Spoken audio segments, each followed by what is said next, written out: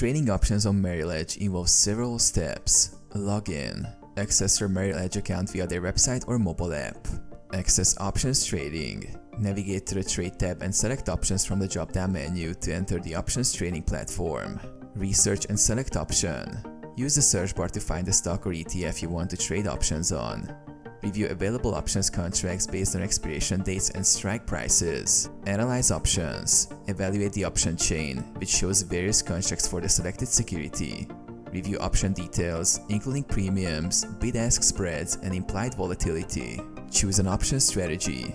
Decide on an option strategy, such as buying a call or put, or more complex strategies like spreads or straddles, based on your market outlook. Enter trade details. Select the desired contract and enter trade details, including quantity, order type, and price. Review and submit order. Review your order details for accuracy. Confirm the premium, total cost, and commission.